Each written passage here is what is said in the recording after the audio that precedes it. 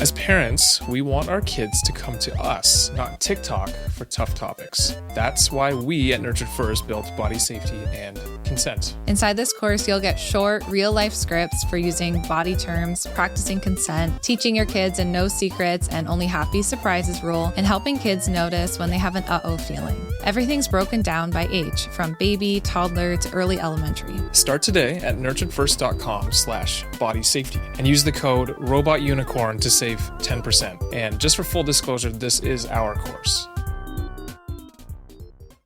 Hey friends, Jess here, and I'm really excited to revisit one of our older episodes. In today's episode, we're going to talk about what happens when our kids are overscheduled or they're too busy and they don't have time for rest and boredom. We're going to define what it actually means to rest and to be bored and how creativity can be built from boredom. This is a really important episode, especially if you find yourself pressured to have your child in all sorts of extracurricular activities or tutoring or just like busy schedules. I know I've talked to so many parents, both in my clinical work and my work at Nurtured First, who feel like they're doing a disservice to their child when they don't sign them up for everything and they're not busy 5 nights a week. And in this episode, I really want to help you understand the importance of rest and the importance of boredom, and honestly, just to take a load off yourself and to stop feeling so guilty for not enrolling your child in more. And of course, we talk about the relationship as well. If you're new to the show, just a little introduction. My name is Jess. I'm a registered psychotherapist. I'm a mom of 3 girls.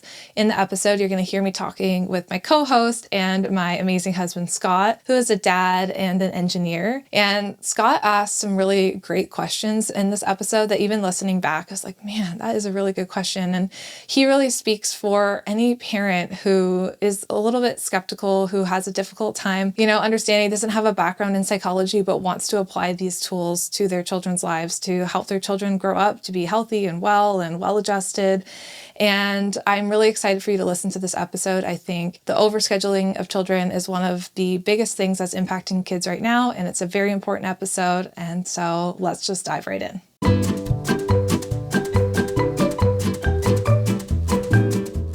Welcome to Robot Unicorn, hosted by my parents, Jess and Scott. I hope you enjoyed the episode.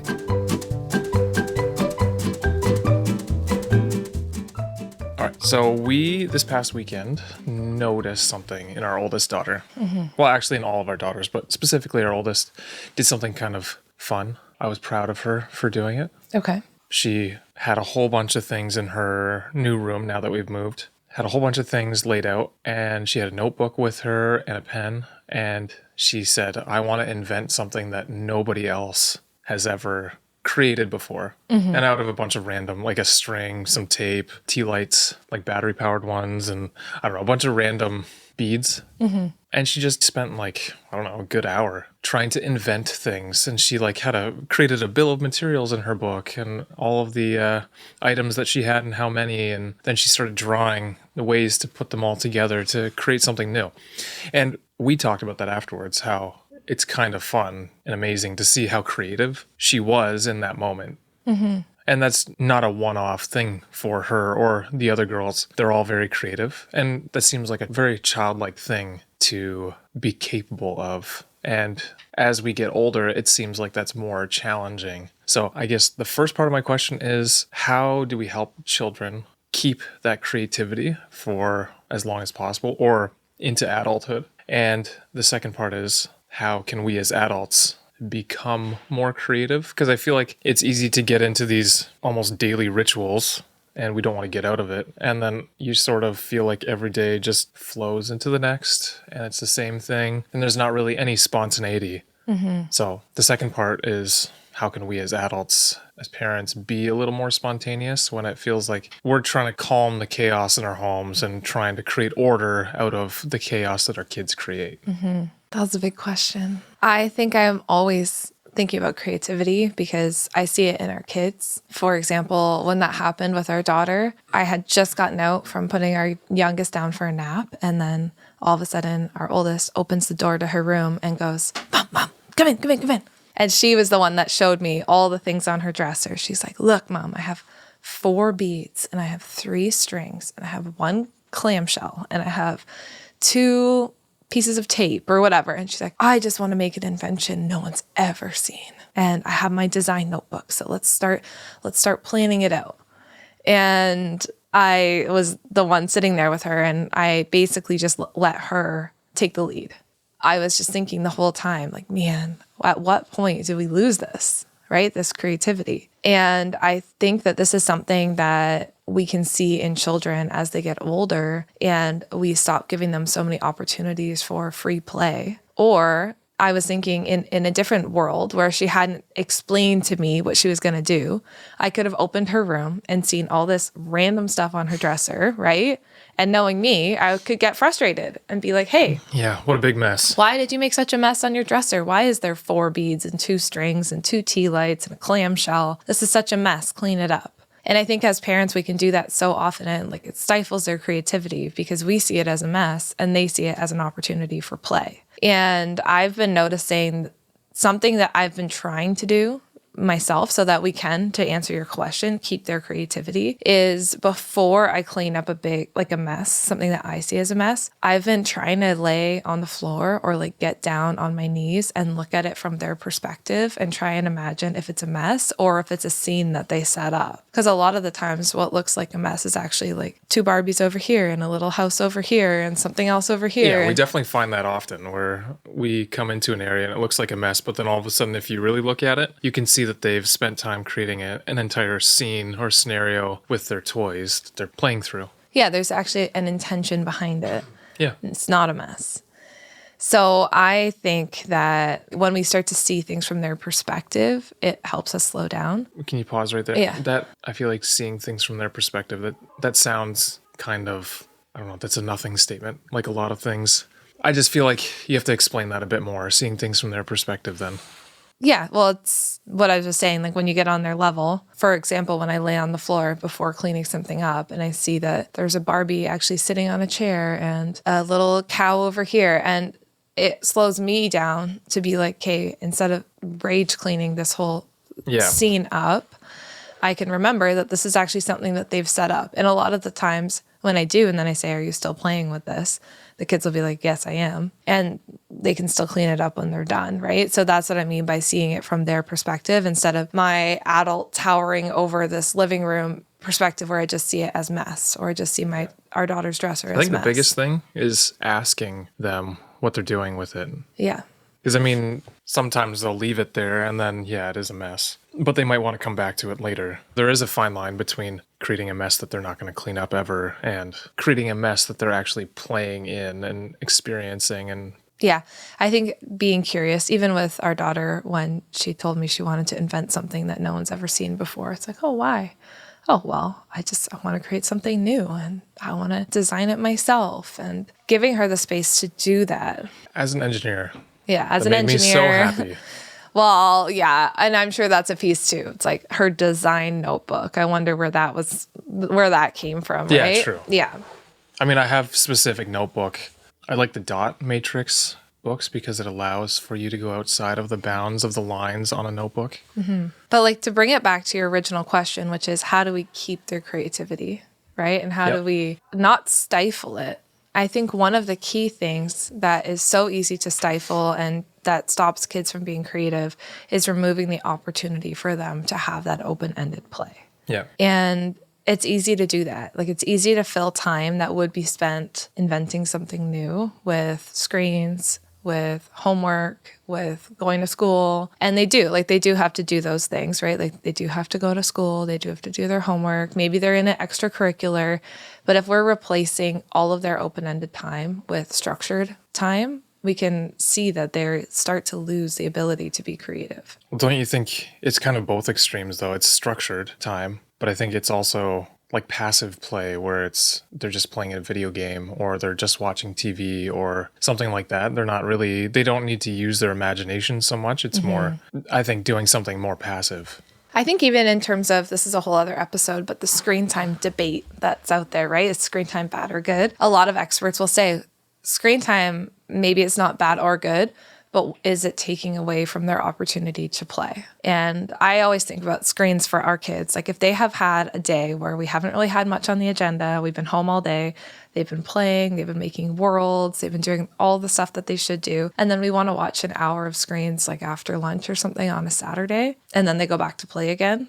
Then I'm not that worried about screens. But if we're taking away a child's opportunity to play and have open-ended play all day, every moment. Yeah, and replacing all that time with video games or screens, then it's going to be really challenging for your child and it's going to stifle their creativity. So I think that that's something just as parents that we need to be mindful of. Also, just having that time to be lazy and be just at home and feel like they can play. Like I feel like when kids are so busy, which a lot of us are as families right now, that they don't have time to like feel rested enough that they can play, right? If they're at school and then you come home from school and then we race them out to an extracurricular and then we get home and then it's time for bath and bed. Like they just don't have that time built into their day. And I think when we never build in time for open-ended play, that can be really challenging for a child because it is how they learn and how they grow. Mm-hmm. And I feel like that's something that you and I have been very intentional about in our parenting, is seeing play as more important even than putting them in a ton of extracurriculars. Yeah. And truthfully, we don't have that many toys for them either. Because we also feel like, what is it? The fallacy of choice? Is that what it's called? I'm not sure. You know how, like, there was that study where they had a selection of jams at a grocery store. And if they had, I think it was like 3 or 4, people were more likely to choose one and purchase one versus if there was like 19 of them. Oh, yes, absolutely. Right? So the fewer choices you have, the more likely you are to actually use the toys that we have. The fewer toys that we have, the more likely they are to play with those toys and have this open-ended play and get less bored. Yes. In terms of play, I think parents too can overthink what type of toys that kids have. And there's so much selection. Like you go to any big box store and like there's thousands of toys to choose from and they're all more fancy than the next. But even the research on plays says that we want to choose open-ended toys for our kids, and the most simple toys usually go the furthest. You mean like the cardboard box the toy comes in? Yes, like the cardboard box the toy comes in, or the little car that you buy from the dollar store that has no lights or sounds, right? So even for us, I've even told grandparents and other people who might buy our kids gifts, which could be timely for you if this is before the holiday season that you're listening to this, is that we don't want battery operated toys. Like we don't need toys that light up. Well, that's for multiple reasons for you. That's for multiple reasons, including the overstimulation for me that comes with having a battery operated toy.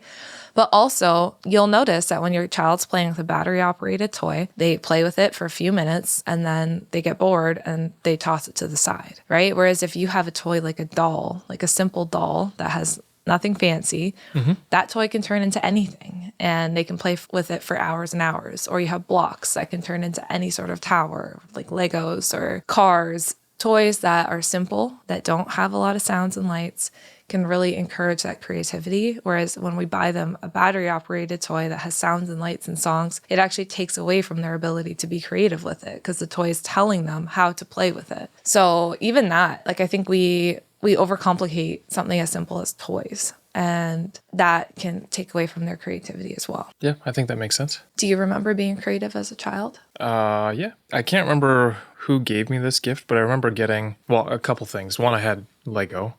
And for whatever reason back then, there was like a Lego magazine, which I loved. I think it was like a free magazine that you could get. So Lego I played with a lot. And then also I got this bin of army men. Yes. And like it came with helicopters and tanks and whatever. And I remember we had a table in our basement and I would set up these huge scenes across the entire table with all the army men, like the typical thing with toys like that, creating a whole scene and then having one force attack the other. And you probably spent hours doing that. Oh, yeah. And I would get so upset when it was destroyed. Yeah. And I always think about this generation of children. It's like, when do they have a chance to be lost in play for hours? I will say, when I was old enough and like I had a part-time job as a very young kid, I ended up buying myself a GameCube, like a Nintendo GameCube. And then that took up more of my time then. Right. But that was when I was maybe, I don't know, 12 or something like that I maybe older. I can't remember. Anyways, that took away from like that open-ended play, I think, for me. Yeah. And I love that even as a child who was living in a home that was maybe unstable, like play was probably an escape for you. Yeah. Well, I'd go outside and my brother and I would have like the little cap guns and we would play army outside. Yeah. We had a decent sized property, so then we would be hiding on each other and going after each other. That it was fun. Yeah. Like play, not only is it important for encouraging creativity in children, but it also is an outlet to help them process their experiences, right? So as a child therapist, one thing that I would do with the kids that would come in is that we would do play, right? Like, so I would give them a chance to play. And almost always in the play, they're acting out the experiences that are going on in their real lives. And I've noticed that even with our own child. So if I think back to the pandemic, we had a 3-year-old during the pandemic. And I remember one time she had this whole scene laid out and it was little Barbies over here, like a gate over here. I don't know, like this whole scene. And I was just listening. And so another tip for parents is if you want to understand your child, listen to them play. Don't interrupt, just listen.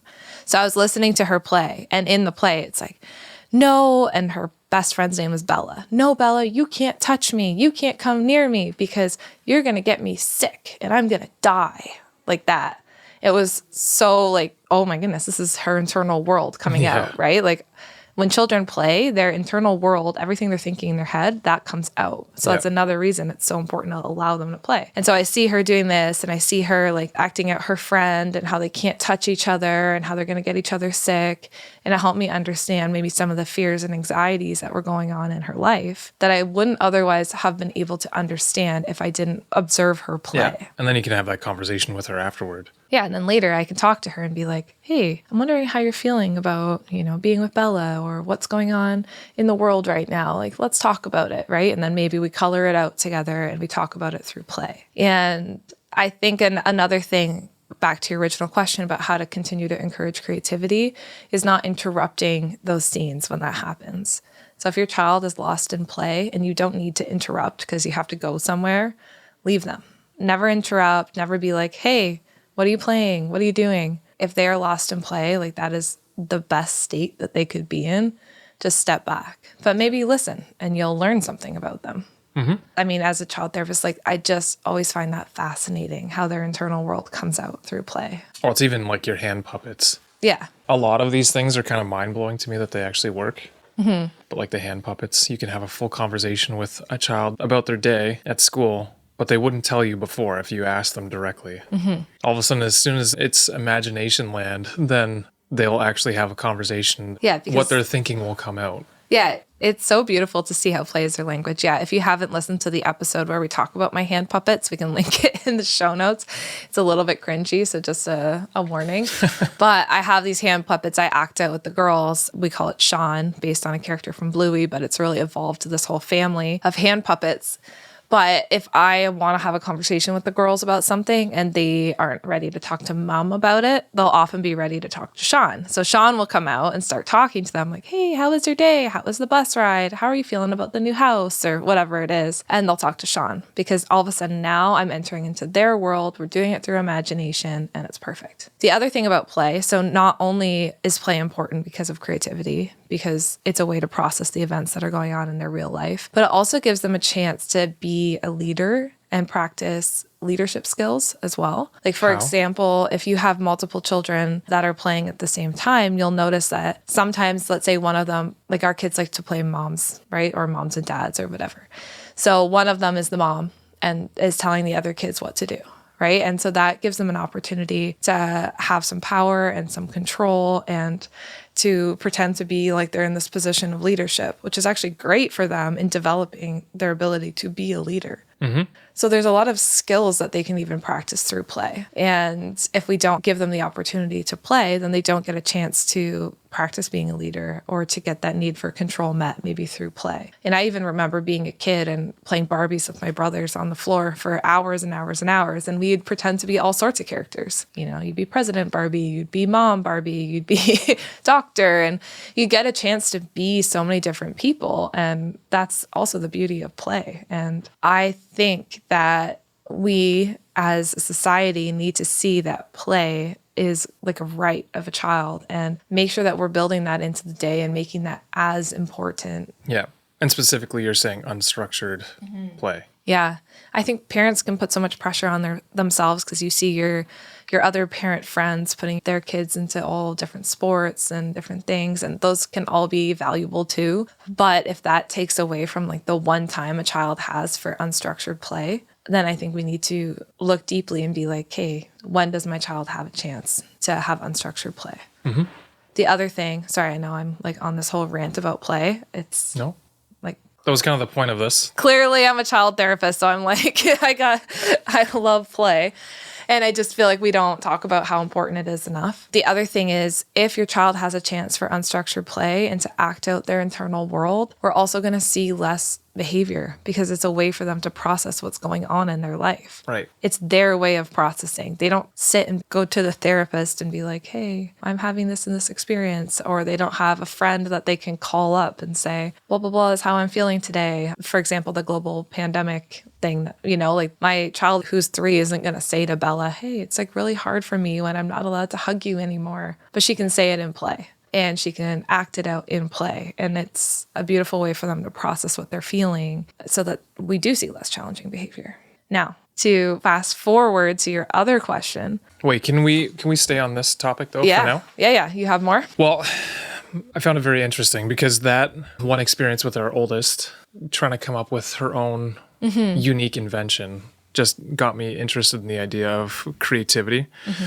And so I did a bit of a deep dive into research that's out there. And I came across one article in particular from Dr. Kim. The article was called The Creativity Crisis in I think it's the Journal of Creativity or something like that, which I learned multiple things that even exists, that journal even exists. But what she noted was that there is a measurable change in student or people's creativity pre-1990s, and then sometime in the 1990s, all of a sudden a decline started to occur.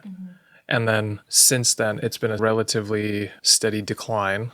Maybe steady is not the right word, but it's been declining ever since. And she has a few different interesting pieces of information. Like she talks about the 4th grade slump, where all of a sudden creativity will often peak in early childhood, but then many children experience a decline around the age of 9, which is close to our oldest daughter's age. And then what she's saying is this slump aligns with the shift in schooling towards more structured learning, rules, and peer conformity. So I feel like part of that is, say, kids are trying to fit in with their peers, but then also schools are very much about standardized testing and trying to get kids to test well to get into college and university afterwards. So there seems to be a decline happening around that age, like the 4th grade.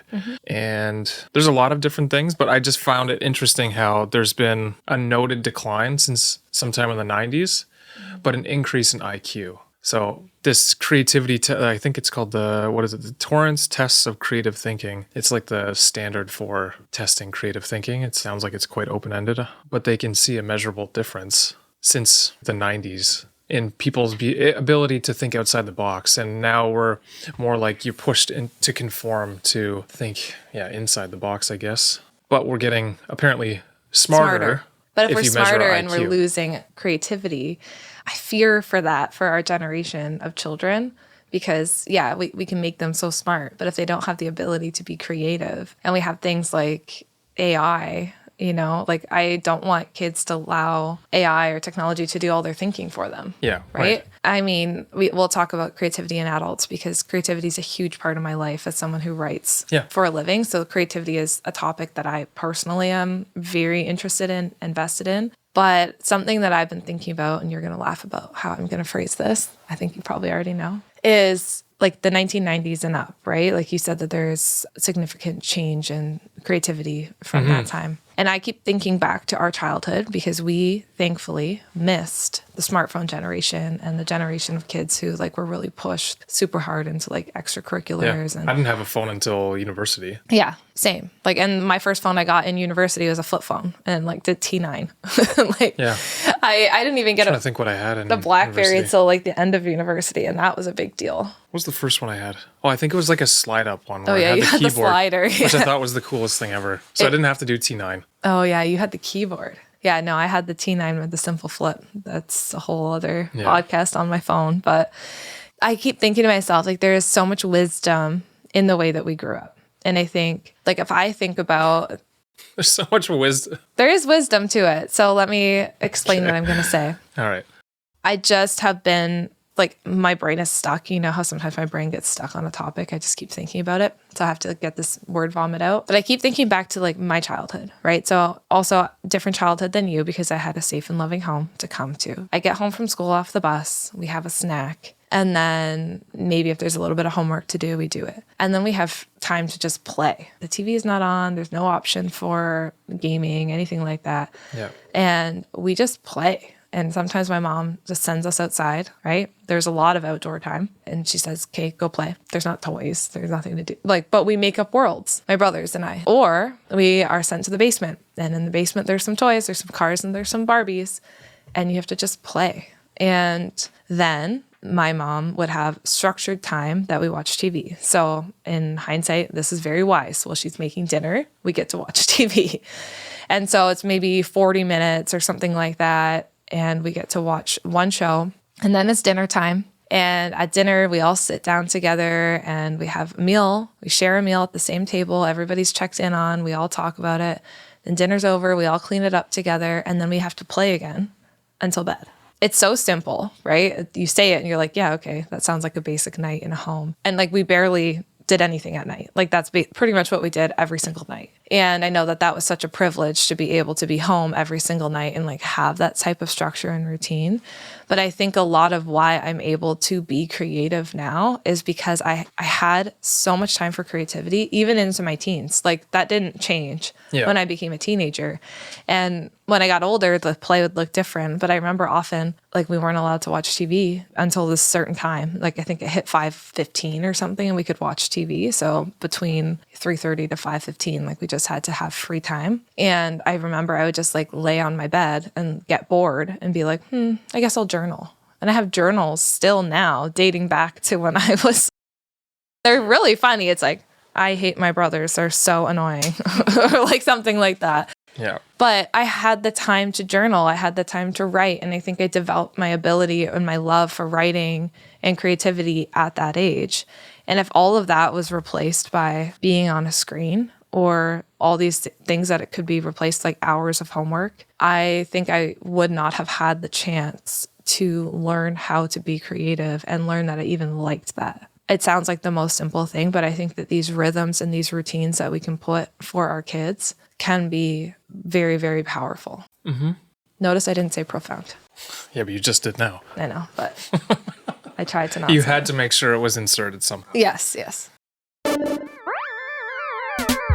Hey friends, so at pickup last week, our daughter asked Scott a truly kind of tricky question in front of her younger siblings. Scott was telling me that when he heard a question like this, he used to panic, but this time he had a plan. And he said to our daughter, "Thank you for asking. Let's talk tonight when we've got privacy." And that's a line that he learned straight from our new body safety and consent course at Nurture First. So this new body safety and consent course is taught by me. So Jess, if you listen to this podcast, you know me. I'm a child therapist and a mom of 3, and I have taught body safety and consent education for years. This course takes all my years of experience teaching this education and gives you calm, age-appropriate language for body parts, consent, and boundaries. You'll learn how to teach your kids that no means no. You'll learn how to teach them to read facial cues. You'll talk about safe and unsafe touch, and you'll even teach them about their uh-oh feeling. There's guidance inside this course for the real life stuff, like tickling that goes too far, and even the difference between a secret and a surprise. We made this course at Nurture First because research shows that body safety education helps kids speak up sooner, and we want that for our family, for Scott and I, but also for you. So check the course out at nurturedfirst.com/bodysafety, and to save 10%, use the code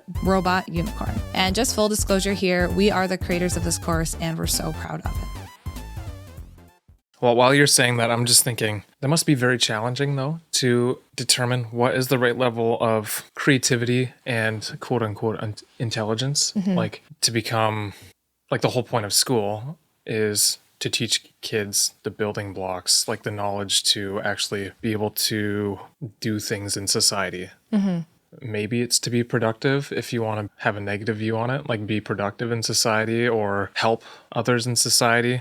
Is maybe the better way to look at it. But how do you determine what the right level of creativity and intelligence is then? Because it seems like they're sort of opposing slightly. And maybe I have the wrong view on that and they're not, but Dr. Kim's, some of her work I was looking into, and she suggests there's very little linking creativity and intelligence. They're not hand in hand. No. If you increase someone's IQ, their creativity does not necessarily increase, and sometimes it can even I see what you're saying. decline with an increase in knowledge and intelligence. Right. So it seems as though you kind of have to choose, and maybe this is like like I'm thinking it's a zero-sum game where like you have to choose one or the other, but you can't have both. But yeah, how do you know what's the right amount of creativity? And because as adults, and maybe it's because that's lost, I feel like there's less room for us to be creative because we have certain expectations of us to whatever, work a 9 to 5 and make enough money to afford a house and the bills and extracurriculars for the kids. And yeah, we can't say whatever. creativity is the only thing that's important. When Yeah. you have to have some sort of intelligence in order to like work and make a living, but also creativity can also help you work and make a living, right? So But if you're only creative and not Yeah. intelligent, does that mean that you can't?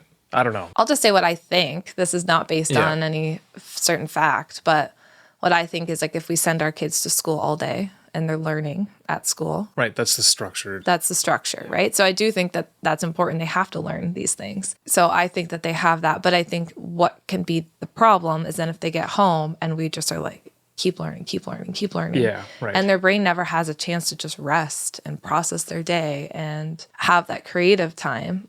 I think that's when you can really stifle and pretty much push the creativity out of a child. I kind of get that because even thinking about like this past month, I've spent a lot of my time outside of work scheduling and figuring things out for moving to our new house. It's felt very exhausting, not having any break whatsoever. And you are actually a creative person who likes to have your creative outlets. Yeah, and I have not had time to do that for at least a month, maybe a month and a half. I was thinking that actually on my drive in today. It's like, when's the last time Scott's had time for like play, like creativity? Yeah, because like And- playing, let's say Mario Kart with our oldest that's fun because I get to hang out with her and I get to do that together with her and we have laughs and I enjoy that. But I feel like there's always a part of me that wants to build something, to create something, to 3D print, to design. And I wonder if I think about all the times in your life when you have been in the worst mood or you've been the most tired, it's when you don't have your outlets for creativity.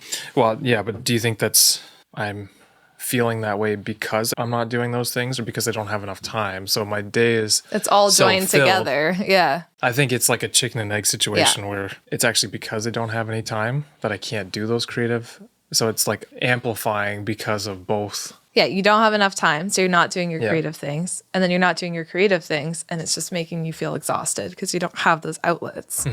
And it just becomes this cycle of frustration. And the reason I like doing those things is because it takes my mind off of all of the things that I've been working on in that day. And it's allowing me to think about something totally different. And then I'll randomly have a thought that I'll come to you excited about, some idea for work, about how we can improve something or do this new thing. But I don't think I have that as often if I'm busy and don't have that space to just kind of zone out and do that design, that 3D printing stuff. Yeah, I think the times of your life when you've been the most stressed out, that will be an outlet that's helpful for you. But to get back to doing that outlet, it's hard. And I actually think, Well, I even notice, I take notes on my phone. I notice that the past like 2 months I have fewer notes too, because that's how I just have an inbox on my phone where I write down things that I'm thinking about and just put it in there and then I'll organize it later. But I've had almost nothing the past month and a half. I remember a therapist once saying that to me. I was really burnt out by something. I've had multiple periods of burnout in my life. And they said, Jess, when's the last time you just played? I'm like, what do you mean play? Like, I'm an adult. And they were like, well, what did you enjoy about play as a child? Right? What kind of things did you like to do? So I shared with the therapist, I liked to write. I liked to journal. I liked to swim. I liked to be outside. I liked to kind of make up my own stories in my own worlds. Okay, well, when's the last time you did that? I have no idea. And this was in parenthood already when I had this therapist appointment. And she said, if you want to get out of your burnout, you need to make room for play. And I was like, I don't know how the heck I'm supposed to make room for play. But it was true. And through Nurtured First, I write a lot. I love that. That's one of my favorite things to do is to write. But it was starting to feel like a chore, like I had to write. And it was because it was just another thing on my to-do list. Yeah, and my right. days were so full of meetings and all this stuff that was draining me that now the one thing that I enjoyed was becoming something I didn't want to do. And it was showing, right? Like my writing wasn't as good. And I learned that I have to have those spaces for myself to play and whatever that looks like now. And that was really healing to me to get out of burnout. Was it even play though? Or is it more just not having the crushing weight of Responsibility. all of these responsibilities and having no real time to do that writing because, oh, I should actually be doing this first because this person needs me to meet with them about this. Yeah. I have to meet with this person about this other thing. And I mean, yeah, it was multifaceted, I think. Yeah. But yes, I had in that period of burnout, which was like basically last year at this time, that was probably the worst burnout I've ever experienced. Yep. And I think it was also, the crushing weight of everybody needing me all the time and never, like I literally felt like I could visualize, like I was stretched so thin. I had nothing left. Yeah. But the idea of bringing in some things that I enjoyed that were just fun. So now like I even will do things that are just fun. Yeah, that's true. Not for the sake of work or for the sake of doing something productive. And I think you and I, outside of this move and the last month, you have not been so good at that. But we've been... It's just a season. It's just a season. But we've been finding ways to have fun, right? What's something fun that you've done recently? That I've done recently? Yeah. Do you have something in mind that I'm supposed to say? I was thinking about when we went to the concert. Oh, yeah. That was a fun night. That was fun. Scott and I went to a concert and we went out with friends. We had dinner before. Yeah, you had a meeting earlier in the day, so we went to Toronto, and you had some time at the beginning of the day that you had a meeting, and then I just kind of wandered around. Yeah, you wandered around. Ended up in this like very old school looking Irish pub, and I don't know, it was kind of fun. It was cool.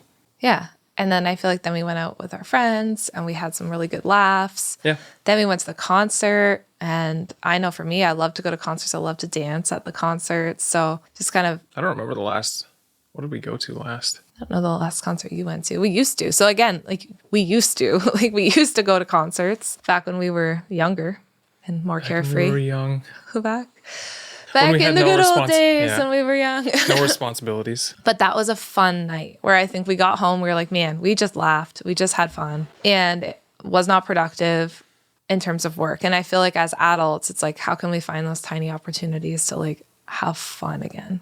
It doesn't have to be going to a concert, but maybe for you, it's like when you 3D print. Like I think you have definitely fun. is. Even honestly, it's just finding random things that there's like an issue with the handle in the house. So then I take the handle and I design something to cover over the whole, like a nice cover for it and everything. Like we did that at the place we were renting. And it was just, I don't know, it's so satisfying to fix these little problems and come up with my own solutions to them. It's kind of the same thing though that we were just talking about with kids, where if we put them in so much extracurriculars and things that then they don't have room to be creative and play, it's the exact same thing for us as adults, right? Like we put so much on our plates.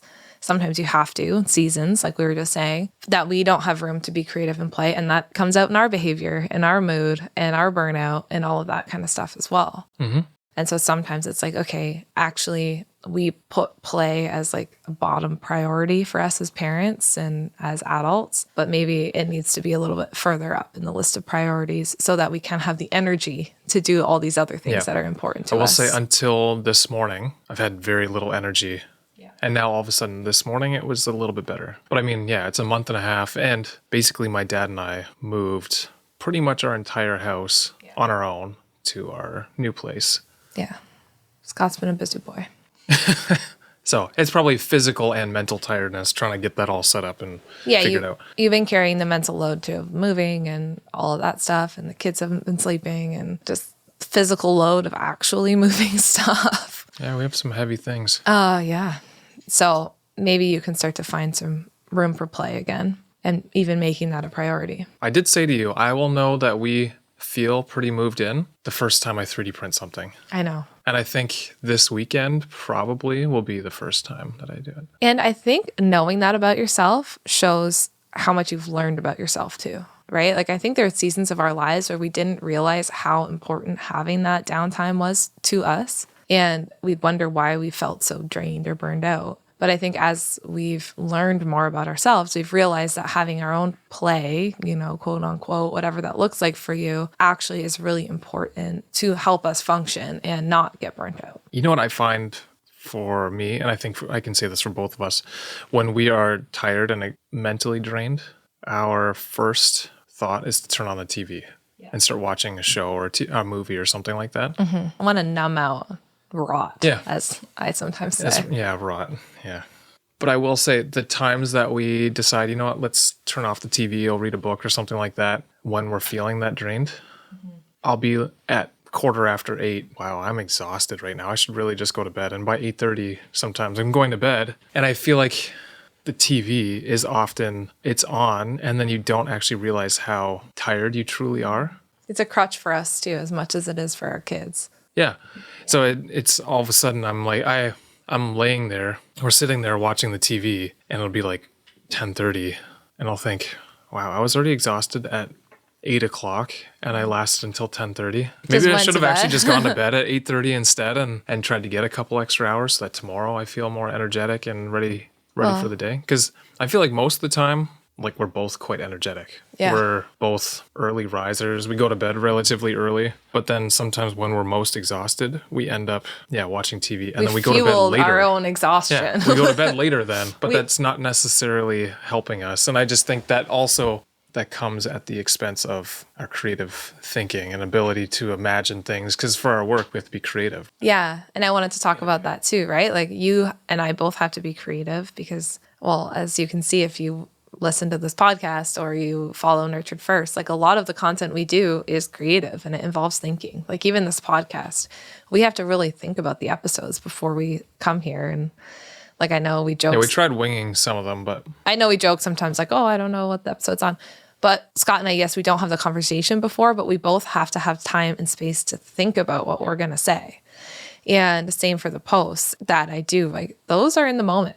Like, I don't know if people know that, but most of the time when I am writing that post, I am laying on the couch in the dark trying to think. And that is why the posts are as good as they are a lot of the times, because I have that creative space to think. And for me, just so there's something practical for people listening, and maybe you won't find this practical, so I'll see what you say. But every day I wake up and I set one small promise to myself of a way that I am going to take care of myself or nurture myself or give myself space for play that day. And I do my very, very best to keep that promise. And sometimes the promise is very simple. It's like, tonight I'm going to leave my phone in the bedroom and I'm going to have a cup of tea before I start working again. And I'm just going to sit for 30 minutes and have my cup of tea and just give myself a break from being on my phone, because often I'll work all day, put the kids to bed, and then I'll work for a couple hours at night. So sometimes it's that simple. Other times, like last night, my promise to myself is I was going to go to yoga. I find yoga for me is very restful. It's a lot of mindfulness. It gives me a lot of space for thinking. So that was my promise to myself last night. It was maybe a bit of a bigger promise, but the house was chaotic. Everything it was a bit of a disaster. Sure was. We turned it around, but I had pretty chaotic. It was a bit of a rough night. That could be a whole other episode on. I had told Scott earlier in the day, like, hey, is it okay with you? Like, if I do my yoga class tonight, it's at 8. We had agreed to it. At 7, I was like, oh my goodness, like, I really don't feel like going, You seem to be looking for excuses to stay home last night. Yeah. And I could have easily been like, I'm not going to do it. But I had made the promise to myself, Jess, keep the promises you make to yourself. So I went. And I felt so much better after. We were better after. It was a good break for everybody. So my encouragement would be to parents, it's like, try and keep those little promises that you make to yourself and make them realistic. Like, don't promise yourself you're going to do yoga 7 times a week, because you probably won't keep that promise. But if you make little promises to yourself, that can be really healing too, and a way to take care of yourself and your inner child as well. What do you think about that? Interesting. Yeah. Well, this is sort of related, sort of tangential from the conversation, but I've been thinking recently that I kind of want to get back on the mindfulness practice train, because I feel like that would be helpful for me. Mm-hmm. You know me, I get distracted very easily. What's that called? A monkey mind or something? Mindfulness wouldn't hurt you. Yeah. I'll be working on something and then be like, oh, that reminds me of this thing. And then I'll have like this web of different ideas that are all kind of related. But sometimes I just need to bring it all back and calm my mind a little bit. So I was thinking that maybe that's a promise I should give myself outside of like the 3D printing and design stuff. Maybe just doing 5 to 10 minutes of that every day. Yeah, just a little promise like that, right? Like Yep. maybe It's not the worst idea. you do what I do. So when I am putting the kids to bed, often what I'll do is like I'll go then sit on our bed for 5 minutes, just in the dark and silence, just to give myself some time with my thoughts. I guarantee you I would fall asleep. Yeah, you would fall asleep. So maybe not there. Maybe you find a chair in the house and you put in your earphones and you just do like 5 minutes of mindfulness or something like that. But some sort of like small promise to yourself as a way to take care of yourself so that you can feel good for the rest of the night. And Maybe we should think about creating a mindfulness app for parents. I would love that. Do you all want to listen to my voice on a mindfulness app? We actually have not created this, just saying. Like, this is not like a soft launch. We've talked about it for a long time. We have talked about it, but this is not a we know soft we launch would- for some app. We also know that we would benefit from it. So Yeah, I would love that. I'm very into Or that type of families. thing. Maybe it's for like families. mindfulness. Remember when you did mindfulness with our oldest when she was struggling to sleep? That was really beautiful. Yeah, I made it up myself in the moment and helped her. And she had a terrible cough and couldn't fall asleep. So then what I would do is for, I don't know, almost a week, every night she'd ask me, Dad, can you do that mindfulness thing again? Yeah. I'm like, sure, okay. And then I would, with a really gentle voice, would guide her through feeling the sensation from her toes all the way up to the top of her head and then focus on her breathing. And like, it would take 15, 20 minutes each time. Yeah. And by the end, she's breathing heavily and asleep beside me. Yeah. Just to bring it back to play. But that's another way play can be so helpful when you have that open-ended time and you're not distracted by anything.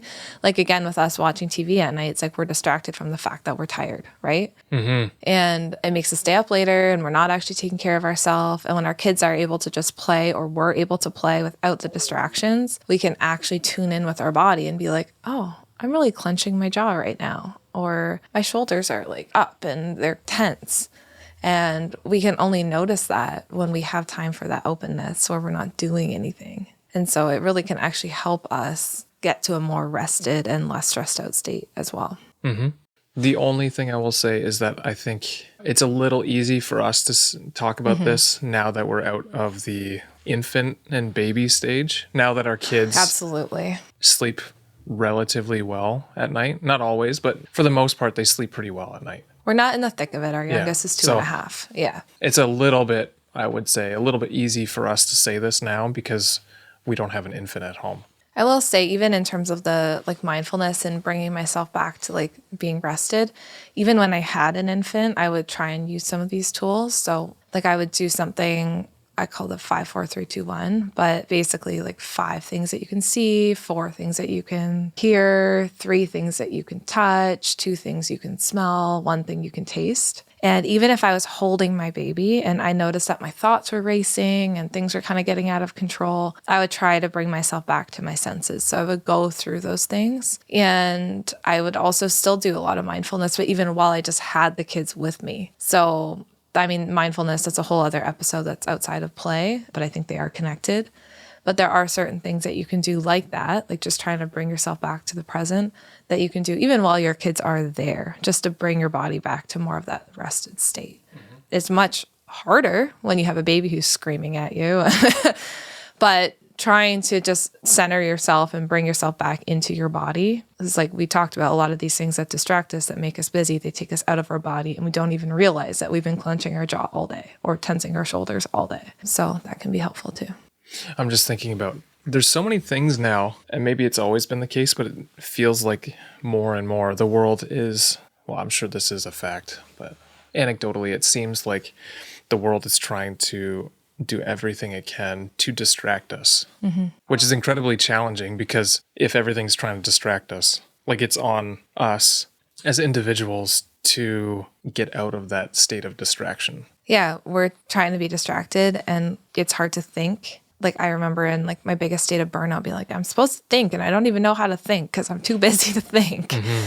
And it brings us out of awareness of our bodies. We stop realizing even food. Like I was talking about the wisdom of childhood and how we would like sit down as a family and eat dinner together. And now like if you're eating dinner always in front of a screen or in front of the TV, like we even lose the ability to like notice the way food makes us feel or tastes or comes from, because everything's fast and we're busy all the time. And I think that we're just doing such a disservice to ourselves and our own bodies and to our children when we can never just slow down. And do something without a screen there. And we talked a lot about screens. I don't think screens are the worst thing at all, but I think if they're always replacing being present and in the moment, then they're just a giant distraction from how we truly think and feel. And I would hate to see like some of the most beautiful things that have ever been creative have been done by these creative minds. And I would hate to see that we lose that because we're too distracted to ever like tune in. Should we end this podcast on like a little impromptu mindfulness? I kind of want to do one. You go right ahead. Okay, this is we'll see. I'm winging this really based on nothing. Okay. All right. Wherever you are, just take a deep breath in all the way through your nose. See if you can bring in just a little bit more air. The biggest breath you've taken all day. And now I want you to release that breath through your mouth. All right, let's do it one more time. Take a big breath in through your nose. See if you can take a little bit more of a sip of air. And now release it through your mouth. Now I just want you to notice if you're carrying any tension in your shoulders. See if you can relax your shoulders a little bit. See if you can unclench your jaw. See if you can notice your surroundings. What's one thing that you can see? One thing you can hear? One thing you can touch? One thing you can smell? Is there anything that you can taste? All right, one more big breath.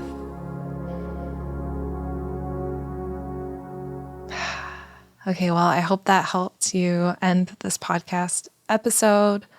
Scott's smiling at me in the corner as I'm doing this mindfulness. Smirking.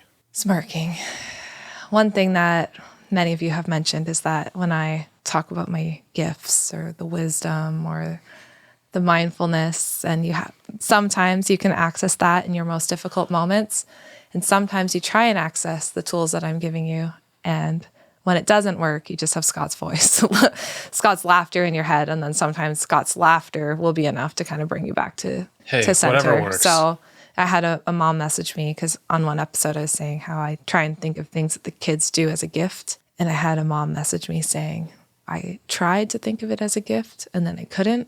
But I did remember Scott making fun of you and laughing about how you thought cleaning off the carpet was a gift. And then I just laughed, and that brought me back to a state of being happy. So, hey, perfect. At least one of our perspectives helped, you know? Anyway, thank you for joining us today. Take a deep breath, tune in with yourself, and go play.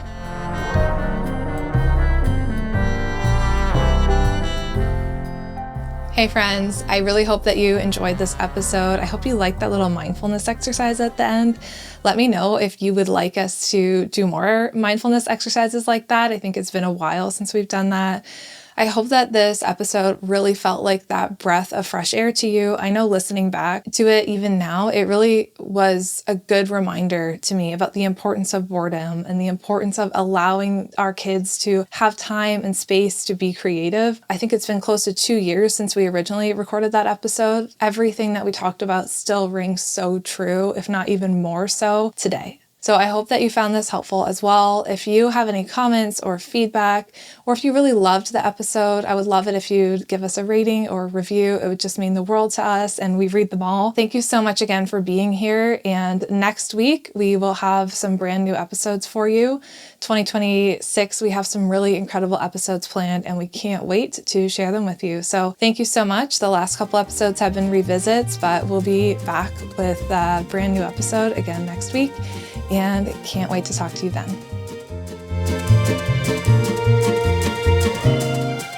Hey friends, thank you so much for listening to today's episode. We are glad that you are here.